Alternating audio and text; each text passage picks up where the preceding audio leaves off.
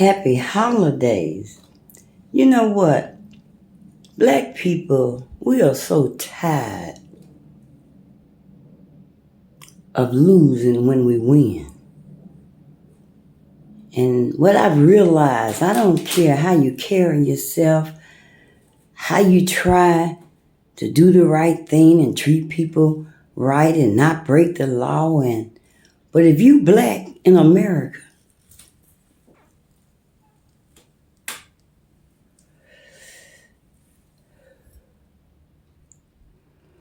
you're treated by tiers, even with health care. I didn't choose glaucoma. That shit was just dropped in my lap in 2012.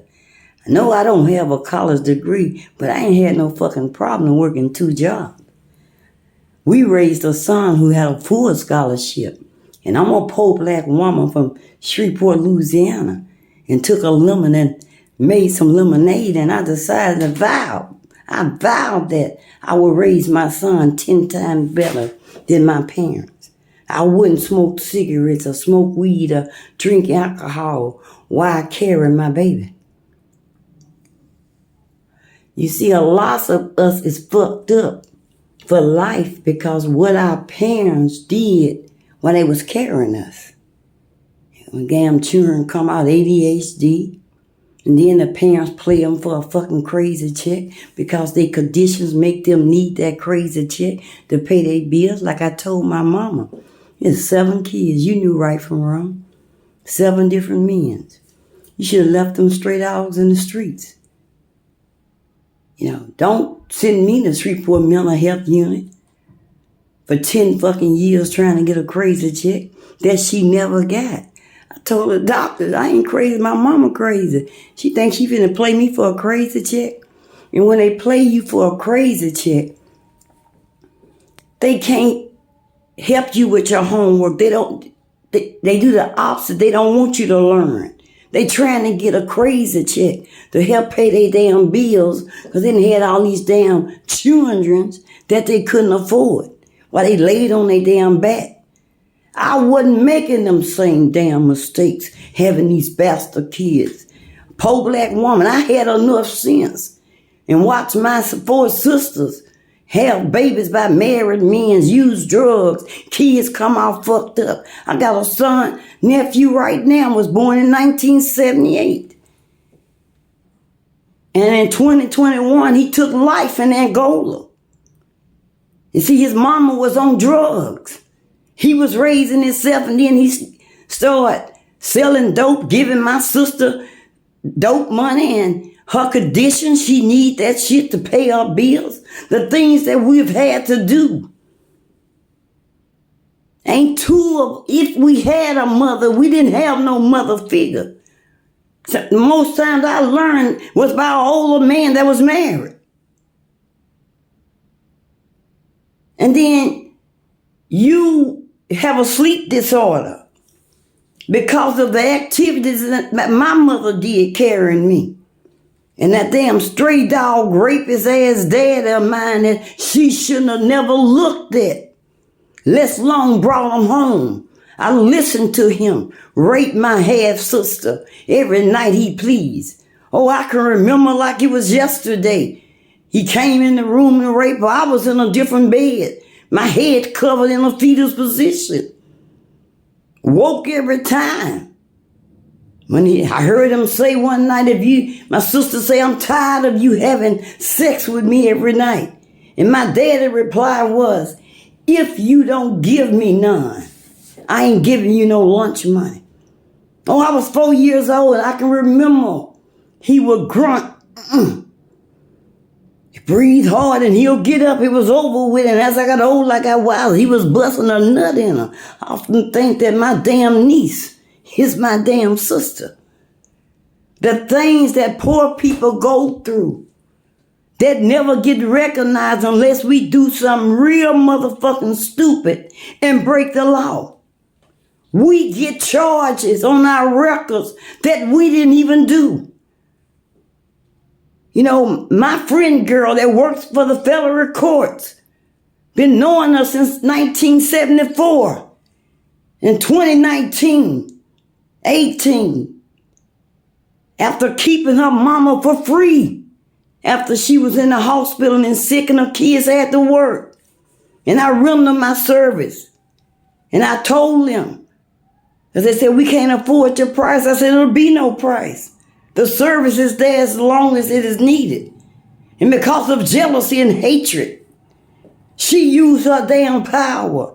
Next thing I know, police is at my front and my back door. And then my sister been hating me since I was knee-high to a duck. I'm 60 now. I take off my clothes and show you the back of my leg. She took a hot iron straightening comb. After it was placed on the fire red, and placed it on the back of my leg and laughed. And today, this happened when I was 4. And today I'm 60 and the scar now mentally bothers me. Because she tried to kill me when she was pregnant by a married man in 1978. And she was so damn depressed. And I have my time to wash dishes. And I had the radio so low after she asked me to turn it down. I had to wash dishes and lay my head towards the speaker. She comes in there with a pair of scissors and she cut them that goddamn cord while I was plugged up. And I seen fire sparkle everywhere. And I said, bitch, you gonna kill your goddamn child, me, and that damn married man's baby. See, what they don't like about me is I don't sugarcoat shit for grown folks, nor kids. I mean, people don't like the truth. What folks want to hear is a lie and make it sound fly. They like that shit. I can't be your friend if I agree with every fucking thing that you say. I'm not taking up for wrong. That ain't my style. I don't date a man, never have, that sells dope. And I don't want to even be near you if you corrupt. I've had people in high places tell me, we like you and we want you in our corner. But when we allow you in our corner, you're not to tell what you see or hear. I'm telling you, I was with the organization when they got a $3.5 million grant in Shreveport, Louisiana. And when I saw they was buying houses and cars, I called the federal government and returned their asses in. They flew down and talked to me once, but he had so much power and he was favored. So they didn't fuck with that. Yeah. And then when you talk, they want to falsely arrest you and bubble your mouth and put you in jail. But guess what? I'm going to talk until I die. This is my number. Call me. And if you got to kill me, make sure I don't suffer. I would die telling the truth, me being falsely arrested. If the charge was true, it wouldn't have carried but a $1,000 bond. Shreveport, Louisiana put a $60,000 bond on me, and that's 12% to bond out.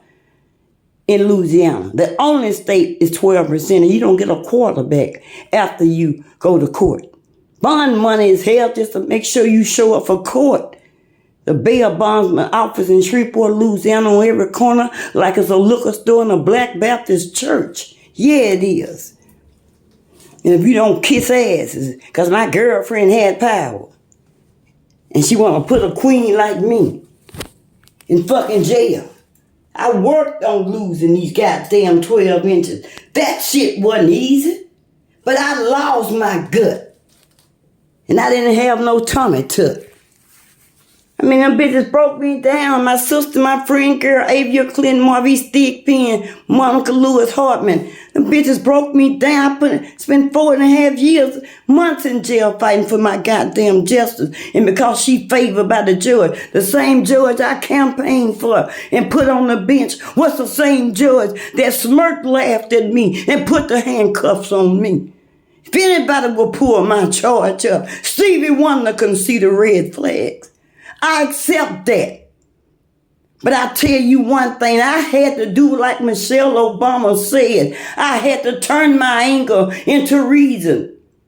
And that's why I had to leave Shreveport, Louisiana. I campaigned there 25 years. I'm on TV from taking homeless people from sleeping in a greasy garage, putting them in an apartment, calling the organization to make sure the baby Christmas wish was complete. I build bridges. I don't tear them damn things down. I can't get mad at you to want to put you in jail because you don't like my style or the way I raised my child. Yeah, I told the doctor when he told me and my husband I was pregnant, I wasn't spending a dime to send him to college. He had no college money. We supplied the tools. Never missed a PTA meeting. My son missed 3 days from school from pre-kindergarten through college and earned a full 100% scholarship. In the last semester of college, he got a $5,000 Sallie Mae loan so he can build his credit, improve his credit history. And now he's almost 36 with an 800 plus credit score. Don't hate the player, motherfucker, hate the game. You could have did the same thing with Jordan if you'd have raised your children. Now my sister on crack. Then she became accepting his bad habits, that shit he was doing in the streets. You ain't gonna be my child and be no goddamn dope dealer. And you better be home before the fucking street lights come on.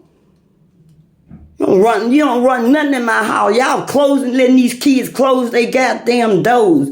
If you got to take them goddamn hinges off that door, he don't pay shit or own shit in your house. Don't let no child control you. You get a fucking iPhone, you better get a fucking job. I don't have an iPhone. I'm talking about haters, friend enemies, man, ain't no joke, man. Man, Avia, my friend girl, stopped at the store and stole a pair of Levi's, came to my house in Shreveport and say, try these on. I tried them on, said, how you like them? I said, they all right to wash my car in and go to the grocery store. I don't do blue jeans. Everybody got their flavor. She told me don't wear that skirt because men notice me before they notice her. I ain't looking for no motherfucking man. I dedicated my life to fitness. And a 4-year-old child tell me, ooh, Aunt Lisa, your belly so big and ugly. She hurt my motherfucking feeling when she was telling the truth. I took that goddamn anger and I turned it into reason. Dedicated my life to fitness. And I lost goddamn me 13 inches. I did that without a damn tummy tuck. It wasn't hard. It was just being consistent. That's what it was. Now, somebody need to give me a little money, give me a goddamn facelift so I can get these goddamn wrinkles out my face. But that's okay. My heart. I'm real. People stop me in the streets. Man, I just have to stop and say, you're beautiful. And I be at my lowest, man. I'm true to the game. Every day I lift a sister or brother, whoever I pass. I try to smile so they can smile back and speak to them. They look at me and they think I'm from Africa. And when they hear me talk, oh my God, I don't know how many people say I love to hear me talk in Chicago. Oh my God, yeah, right. But I love Chicago. And, I've learned Chicago, being in this pandemic, coming from a city with 89,000 people to damn near 10 million people in one city, man. It was a culture shock. I had to learn the mindsets of people because I don't date drug dealers. I don't date people who's been in gangs. That's just the way I am, and I'm lonely, but I'm not desperate. If it take a lifetime, or Chicago got so much to do, until I find peace with myself, I got the opportunity to go to Chicago Theater and see our queen, our first lady, Michelle Obama. You damn right I had bragging rights. Get a book that's signed. People wish that. I was able to do that. So I rock this city by myself because it's just that goddamn bad. It's a cold ass city and I done lived in 5 states. I don't want no part of New York. Too fucking big and trashy. Nasty ass city. So I got glaucoma and I was able to be favored with a housing voucher. I didn't need a housing voucher in Louisiana when I could have got it after my divorce. I don't mind working. I can take a lid and make a whole lot and rock it. I'm not materialistic. I'm jealous of no woman. I chose to have one kid. That was by choice. Shit. One of them damn children falling up behind me. And if I got to beat the system to get more, or stay on the system longer and have kids. I used a rhythm method for 9 months. I ain't have but 3 more months to go. Marquise, my son, I would have never had. I was going to get my tubes tied, because in Louisiana, if you're 21, you can get your tubes tied with no kids. I knew I couldn't afford them. I was a thinker. I see what my mama went through. Yes, she was a homeowner. She worked one job for 44 years, and she also had to work another full-time job. She was never there. So I want to do the opposite. I wasn't having no child by no fucking married man. I don't care how many I might have fucked around with, but who know they wouldn't have no baby by no goddamn married man was me. And I wouldn't have no interracial baby. Because I didn't see color when it come down to chemistry that me and a man might have had and we got together. I ain't see no motherfucking color. But when I came to Chicago and this shit is so segregated, and I was down there kidnapped on the streets at 1 o'clock in the daytime, January of 2020, I know one thing, you got to learn this city to learn how to survive it and live. So ain't no man never been in my house. I get out, go jogging. I do me. I know when to travel, the places I frequent, inside the Cadillac Palace, inside the Chicago Theater, at the Bulls game. I already know. Ain't no goddamn shooting, ain't no shit hardly going bad up in there. I just got to know where to go. When I go to big functions at even Washington Park, College Grove, best times of my life, ain't like 500,000 of us. Ain't nobody, excuse me, please, hey queen, hey king. I ain't seen no shooting. I ain't seen no killing in Chicago. I'm keeping it 100. I get it like y'all get it off news break, off the news, and I limited myself. I don't watch that fucking news for 30 minutes a day. That news is draining in every 50 states, baby. So I go, just get on the train and just go to places. Go inside Macy's. The best sales in the world is really downtown, because they mark that shit down for them tourists, baby. You just got to know. Go shopping when there's a whole lot of tourists here. And they sell Christmas sales can be any goddamn day of the week or the month. It ain't got to be Christmas. So listen, y'all. Y'all watch your friends.